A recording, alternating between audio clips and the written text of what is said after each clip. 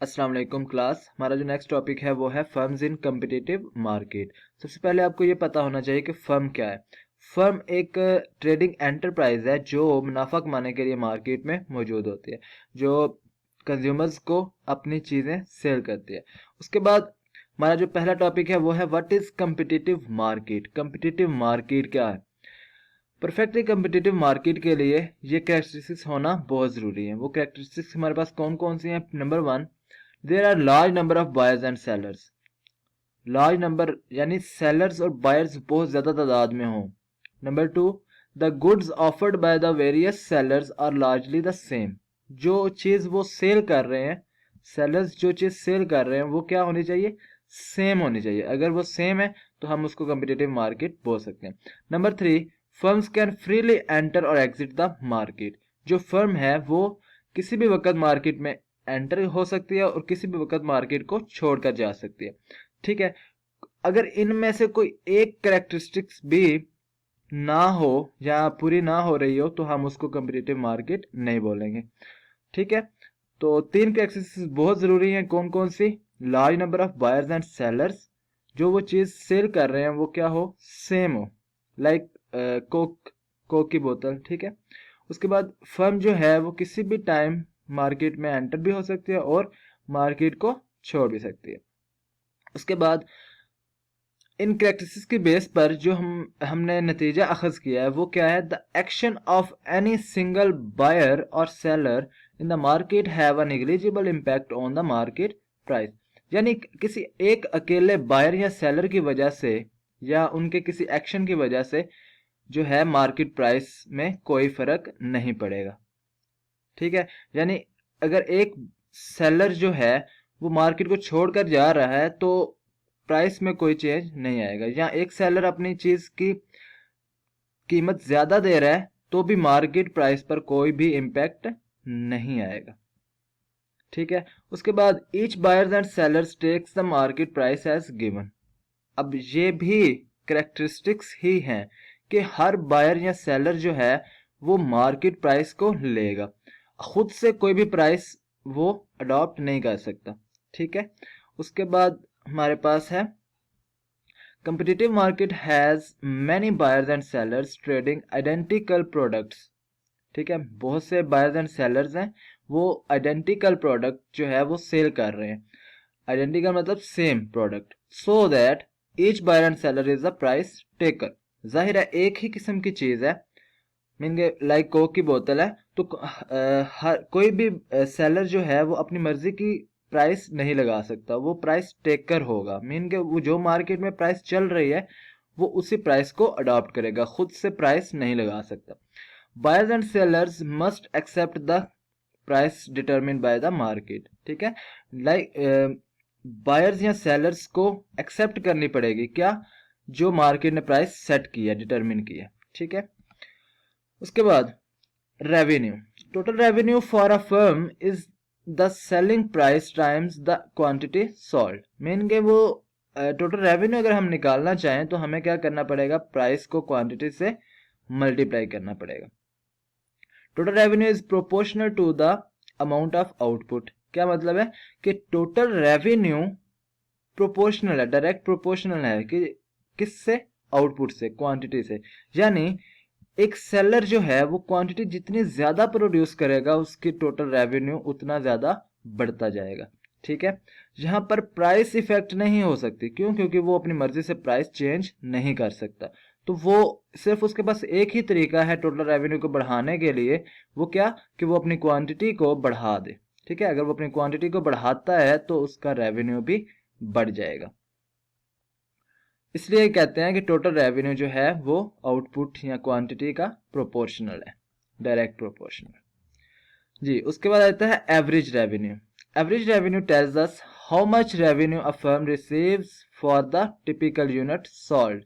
के किसी एक टिपिकल यूनिट जो है, क्वांटिटी जो है, वो सेल करने पर कितना रेवेन्यू हासिल हुआ है फर्म को। ठीक है, उसे हम एवरेज रेवेन्यू बोलते हैं। Average revenue is total revenue divided by the quantity sold.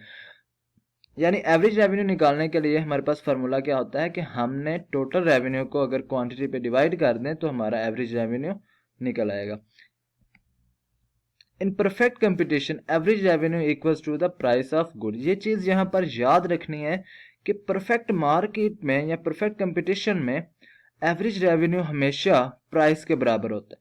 ठीक है, इस चीज़ को इधर प्रूफ है हमारे पास। एवरेज रेवेन्यू का फार्मूला हमारे पास है, टोटल रेवेन्यू को क्वांटिटी पे डिवाइड करने से हमारा एवरेज रेवेन्यू आ जाता है। क्योंकि हमें पता है टोटल रेवेन्यू किसके बराबर है, प्राइस मल्टीप्लाइड बाय क्वांटिटी। तो टोटल रेवेन्यू की जगह पे हमने लिख लिया price multiplied by quantity. Quantity ऊपर और नीचे दोनों क्वांटिटीज कैंसिल आउट हो जाएंगे, पीछे क्या बचा, प्राइस। यानी आपकी जो प्राइस है वो एवरेज रेवेन्यू के बराबर आ जाएगी जी। उसके बाद है हमारे पास marginal revenue. Marginal revenue is the change in total revenue from an additional unit sold.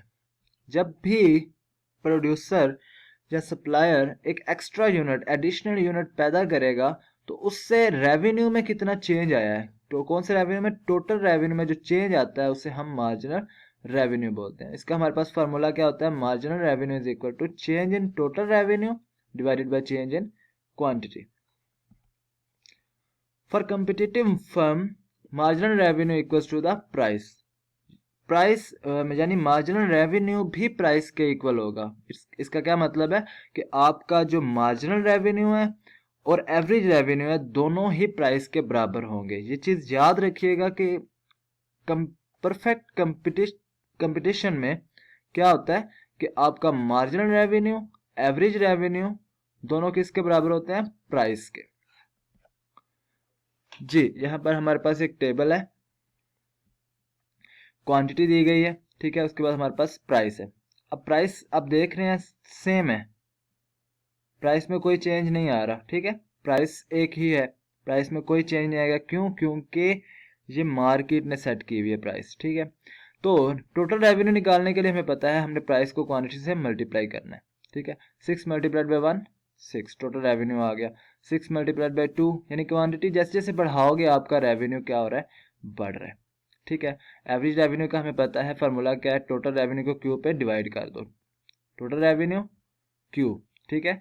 6 divided by 1 6 आ गया। 12 डिवाइडेड बाय 2 हमारे पास क्या आ गया, 6। 18 डिवाइडेड बाय 3 6। एवरेज रेवेन्यू हमारा इसी तरीके से हम आप निकाल लोगे। मार्जिनल रेवेन्यू क्या है, change in total revenue divided by change in quantity. Total revenue में चेंज, ठीक है, पहला तो एक यूनिट है तो हम उसको चेंज नहीं आया, तो क्या होगा, दूसरे यूनिट पे हम चेक करेंगे, 12 माइनस 6 चेंज आ गया, ठीक है। चेंज हम कैसे निकालते हैं, सेकंड में से फर्स्ट को माइनस करने से। 12 माइनस 6 6 आ गया। और चेंज इन क्यू क्या है हमारे पास, 2 माइनस 1 1। तो 6 को डिवाइड करेंगे 1 पे तो हमारा क्या आंसर आएगा, 6। इसी तरह से हम मार्जिन रेवेन्यू निकालते जाएंगे। अब यहाँ पर एक चीज़ जो मैंने आपको बताई वो यहाँ पर प्रूफ हो रही है कि आपकी प्राइस जो है वो 6 है, तमाम की तमाम प्राइसेस 6 हैं, एवरेज रेवेन्यू भी आपका 6 है और मार्जिन रेवेन्यू भी 6 है। इसका मतलब क्या है कि आपकी प्राइस, एवरेज रेवेन्यू और मार्जिनल रेवेन्यू तीनों परफेक्ट कंपटीशन में क्या होंगे, इक्वल होंगे। तो बेटा मैं थोड़ा सा रिपीट करना चाहता हूँ। परफेक्ट कंपटीशन में क्या होता है, हमारे पास जो करेक्टरिस्टिक्स हैं वो क्या है, large number of buyers and sellers. Number 2, जो वो चीज़ सेल कर रहे हैं वो क्या हो, आइडेंटिकल हो यानी सेम हो। Number 3, firms are free to enter और एग्जिट द इंडस्ट्री, ठीक है, फर्म फ्री है, वो किसी भी वक्त मार्केट में एंटर भी हो सकती है और छोड़कर भी जा सकती है। उसके अलावा ये प्राइस टेकर होते हैं, ठीक है। प्राइस टेकर यानी जो मार्केट ने प्राइस सेट की हुई है, डिटरमिन की हुई है, उसी को वही प्राइस ये अपनी रख सकते हैं, खुद से प्राइस नहीं रख सकते। मीन के मार्केट में 10 है प्राइस, खुद से ये 20 30 नहीं रख सकते। क्यों, क्योंकि चीज़ सेम है, अगर वो प्राइस ज़्यादा रखेंगे तो उनकी चीज़ जो है वो सेल नहीं होगी। उसके बाद हमने देखा टोटल रेवेन्यू कैसे निकालते हैं, प्राइस को क्यू से मल्टीप्लाई करने के बाद।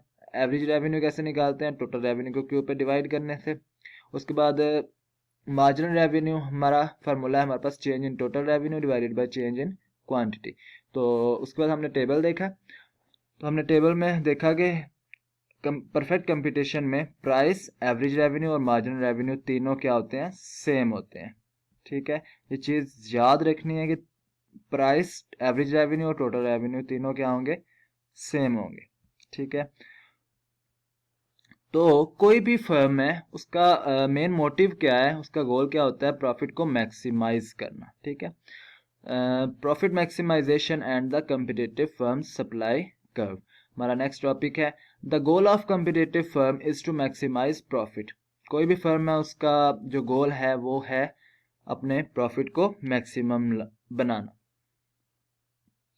This means that the firm will want to produce the quantity that maximizes the difference between total revenue and the total cost. अब इसका मतलब क्या है कि कब फर्म का जो प्रॉफिट है वो मैक्सिमम होगा, जब उसका टोटल रेवेन्यू और टोटल कॉस्ट के दरमियान डिफरेंस ज़्यादा होगा। ठीक है, तो टोटल रेवेन्यू और टोटल कॉस्ट के दरमियान डिफरेंस जब जहाँ पर ज़्यादा होगा वहाँ पर फर्म का प्रॉफिट जो है वो मैक्सिमम होगा। एग्जाम्पल देख लेते हैं। ठीक है, अब यहाँ पर देखें आपके पास क्वांटिटी दी हुई है। ठीक है, कोई भी लाइक मिल्क जो है वो प्रोड्यूस किए जा रहे हैं। जब कोई ज़ीरो क्वांटिटी प्रोड्यूस की जा रही है तब हमारे पास टोटल रेवेन्यू 0 है, उसके बाद टोटल कॉस्ट हमारी 3 है। अब ये 3 कॉस्ट कहाँ से आ गई, हालांकि हमने कुछ भी पैदा नहीं किया, क्वांटिटी 0 है। तो आपको याद होना चाहिए कि ये कौन सी कॉस्ट है, फिक्स्ड कॉस्ट है। ठीक है, फिक्स्ड कॉस्ट बेशक आप कुछ पैदा ना करो आपकी होगी ही होगी। ठीक है, तो यहाँ पर अगर हम प्रॉफिट निकाल लें, total revenue minus total cost, यानी 0 माइनस 3 माइनस 3, यानी उसको $3 का लॉस हो रहा है। अगर वो एक क्वांटिटी प्रोड्यूस करता है, यानी 1 गैलन ऑफ मिल्क प्रोड्यूस कर रहा है, तो टोटल रेवेन्यू उसका कितना आ गया, 6 आ गया। टोटल कॉस्ट कितनी आ गई, 5। ठीक है, और उसके बाद प्रॉफिट देखें तो 6 माइनस 5 1। अब एक क्वांटिटी प्रोड्यूस करने से उसका प्रॉफिट 1 आ रहा है, 2 क्वांटिटीज प्रोड्यूस करने से उसका प्रॉफिट कितना आ रहा है, 4। प्रॉफिट आपने उसी तरीके से निकालना है, total revenue minus total cost से। ठीक है, इस तरह आप निकालते जाएंगे, आपके पास प्रॉफिट आता जाएगा। अब यहाँ पर सवाल ये है कि किस जगह पर जो प्रोड्यूसर है उसका प्रॉफिट मैक्सिमम होगा। देखें कहाँ पर सबसे ज्यादा प्रॉफिट है, 7, सबसे ज्यादा वैल्यू 7 है। तो देखा जाए तो 7 उसका मैक्सिमम प्रॉफिट है, यानी अगर वो 4 या 5 क्वांटिटीज प्रोड्यूस करता है तो उसका प्रॉफिट क्या होगा, मैक्सिमम होगा। ठीक है, अब टोटल कॉस्ट को यहाँ पर मेरा एक और चीज ये याद रखिएगा कि कॉस्ट आपकी सबसे पहले जब कुछ भी प्रोड्यूस नहीं हो रहा 3, देन 5, 2 का डिफरेंस आ गया, देन 8, 3 का डिफरेंस, देन 12, 4 का डिफरेंस, देन 17, 5 का डिफरेंस, इस तरह 6 का डिफरेंस, 7, 8 और 9 का डिफरेंस। कॉस्ट में टोटल कॉस्ट जैसे जैसे वो क्वांटिटीज को बढ़ाता जाएगा उसकी कॉस्ट जो है वो पहले से बढ़ती चली जाएगी। और देखना ये है कि कहाँ पर वो अपना जो है कितनी क्वांटिटी वो प्रोड्यूस करेगा, वो वहां उतनी क्वांटिटी प्रोड्यूस करेगा जहां पर उसे मैक्सिमम प्रॉफिट मिल रहा होगा। और मैक्सिमम प्रॉफिट देखा जाए तो 7 है। ठीक है, तो ये हमारा तरीका था प्रॉफिट निकालने का, मैक्सिमम प्रॉफिट निकालने का through total revenue and total cost. ये पहला तरीका आपने माइंड में रख लें, बहुत ईजी है। आपको पता होना चाहिए कि प्रॉफिट कैसे निकालते हैं, टोटल रेवेन्यू में से टोटल कॉस्ट को माइनस करने से। उसके बाद अगर वो इधर देखें, आपके पास टोटल रेवेन्यू दिया गया है, टोटल कॉस्ट दी गई है, प्रॉफिट दिया गया है। फिलहाल इन चीज़ों को अभी माइंड में ना लेके आए, पहले 4 जो आपके पास कॉलम दिए गए हैं इसको जहन में रखें। Profit maximum through total revenue and total cost. ठीक है, टोटल कॉस्ट और टोटल रेवेन्यू से प्रॉफिट को मैक्सिमम कैसे लाया जा सकता है, तो प्रॉफिट मैक्सिमम वहाँ होगा जहाँ पर दोनों के दरमियान गैप, रेवेन्यू और कॉस्ट के दरमियान गैप ज़्यादा होगा। तो देखा जाए तो यहाँ पर ज़्यादा गैप है। ठीक है, उम्मीद करता हूँ आपको अच्छे से समझ आ गई होगी। उसके बाद हमने नेक्स्ट लेक्चर में देखना है कि profit maximum through marginal revenue और मार्जिनल कॉस्ट। मार्जिनल आपको पता है चेंज होता है।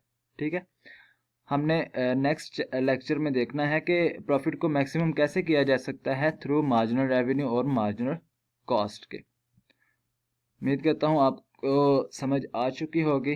Thank you.